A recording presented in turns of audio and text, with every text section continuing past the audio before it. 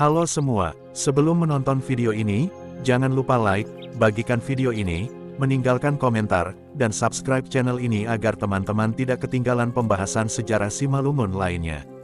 Mengenal sejarah dan tradisi lisan Kerajaan Raya dan asal-usul Saragi Simalungun. Raja Raya Tuan Sumayan Saragi Garingging gelar Tuan Hapoltakan tahun 1857 sampai tahun 1932 membantah bahwa keturunannya berasal dari Samosir, tetapi dia berkata bahwa leluhurnya berasal dari Aji Sembak Tanah Karo dan menjadi Raja Nisombah, raja yang disembah. Aji Sembah ini kemudian menjadi Ari Sinembah di Tanah Karo. Hal ini disebutkan oleh Tuan Hapoltakan untuk menyangkal cerita asal-usul Garingging yang dituliskan oleh J. Tideman dalam bukunya Simalungun berketurunan dari Ompu Sohajoloan Saragi dari Simanindo, Samosir Utara. Putra Tuan Hapoltakan adik dari Raja Raya Tuan Gomok bernama Tuan Taralamsyah Saragi berdasarkan kisah turun-temurun yang dikisahkan orang-orang tua marga Saragi Garingging menceritakan bahwa asal-usul Raja Raya bermarga Saragi Garingging adalah dari Aji Nembah, suatu kampung di Kecamatan Tigapanah Kabupaten Karo sekarang ini. Dari sini dia bersama kawan sepengiringnya berangkat dengan menaiki kerbau Sinanggalutu. Rute yang ditempuhnya adalah Tingkos, Purbatua, Hinalang, Sidaladala, Tigarunggu sekarang ini, Raya Bayu, Raya Tongah dan seterusnya Raya Simbolon. Wilayah raya pada masa itu berada di bawah kekuasaan marga Sumbayak sebagai penguasa di daerah itu yang takluk kepada Raja Nagur Damanik. Kedudukan Tuan Raya Sumbayak pada masa itu adalah di Kampung Raya Tongah. Si Pinangsori kemudian meminta lahan pertanian kepada Tuan Raya Tongah dengan dasar tutur, Saaman Sainamonkon, Seaya Seibu, yang memberikan sebidang tanah di Raya Simbolon. Di sini si Pinangsori memulai kehidupannya yang baru dengan bercocok tanam dengan menanam jagung dan padi yang bibitnya dia peroleh dari tembolok burung tekukur atau anduhur yang disumpitnya. Si Pinangsori ternyata petani yang tekun mengusaha ladangnya dan hasil ladangnya melimpah sehingga menarik orang lokal datang meminta padi dan jagung kepadanya. Tepat pada saat itu masa paceklik di negeri itu. Rakyat sudah resah karena langkanya jagung dan padi sebagai makanan pokok mereka. Maka ketika mereka tahu bahwa si Pinangsori memiliki banyak persediaan padi dan jagung maka berbondong-bondonglah mereka datang ke gubuknya meminta beras dan jagung. Si Pinangsori tidak meminta imbalan apapun. Dia hanya memesankan, kalau ditanya oleh penguasa negeri itu, dari mana mereka mendapat padi dan jagung, cukup dengan perkataan, Hun Bani Tuan Raya, dari Tuan Raya. Maka sampailah berita itu kepada Raja Nagur yang menguasai daerah itu. Dia pun berangkat bersama wakilnya di daerah itu Tuan Raya Tongah Sumbayak untuk memastikan isu yang dia dengar dari rakyatnya mengenai adanya Tuan Raya yang baru di negeri itu. Raja Nagur bersama Tuan Raya Tongah Sumbayak bertanya dari siapa si Pinangsori mendapatkan gelar Tuan Raya. Si Pinangsori menjawab bahwa dia memperoleh itu dari Naibata. Kalau begitu, engkau harus berani bersumpah Marbija, titah Raja Nagur. Si Pinangsori pun mengangkat sumpah di hadapan Raja Nagur, Tuan Raya Tongah dan rakyat yang menyaksikannya.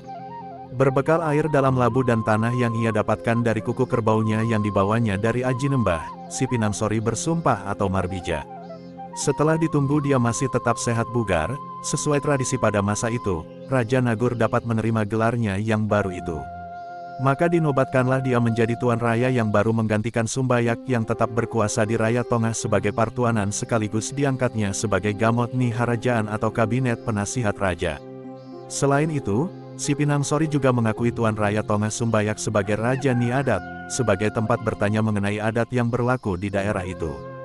Sebab si Pinangsori tidak menguasai adat istiadat yang berlaku di daerah itu berhubung asal-usulnya yang berasal dari Aji Nembah yang berbeda adat kebiasaannya. Seterusnya, si Pinangsori kawin dengan putri Raja Nagur Damanik dan melahirkan anaknya bernama Tuan Lajang Raya yang menggantikannya sebagai Tuan Raya.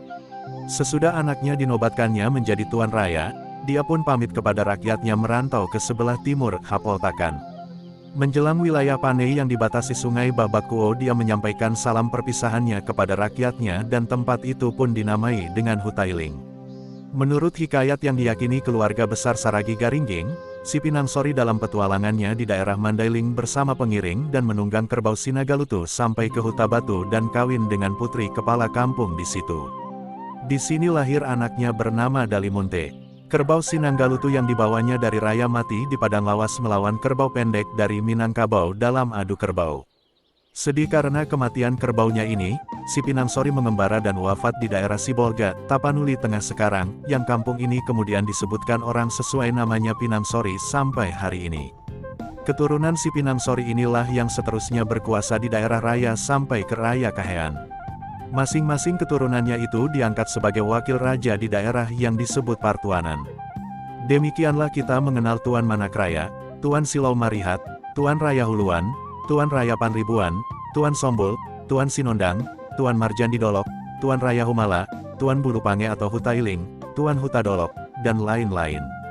Selain itu, masih terdapat gelar tuan yang tidak menguasai satu wilayah atau daerah tertentu tetapi diakui tingkat kebangsawanannya seperti Tuan Raya Simbolon, Tuan Sikahakaha, Tuan Nabolon, Tuan Tambu Boras dan Tuan Rumah Bayu.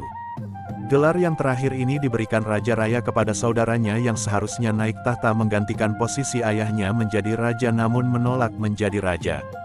Sebagai kompensasi, maka Raja Raya yang menggantikan posisinya sebagai raja mendirikan rumah bolon yang baru untuknya, demikianlah dia. Dikenal dengan gelar Tuan Rumah Bayu. Seperti disinggung terdahulu, raja-raja di kerajaan raya menurut adat haruslah dilahirkan Puang Bolon permaisuri raja turun-temurun. Sejak si Pinangsori sampai Tuan Raya Poso Puang Bolon Raya berasal dari puteri Raja Nagur Damanik.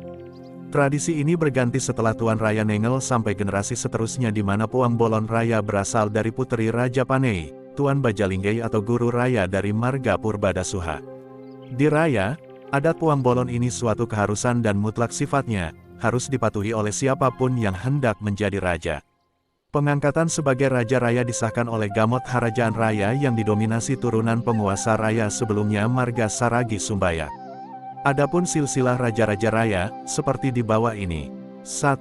Tuan Si Pinangsori tahun 1395 sampai tahun 1435. 2. Tuan Lajang Raya tahun 1430 sampai tahun 1530.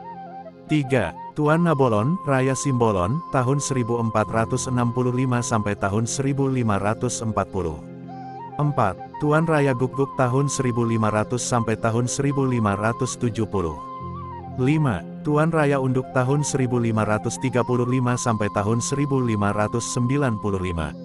6. Tuan Raya Denggat tahun 1560 sampai tahun 1630.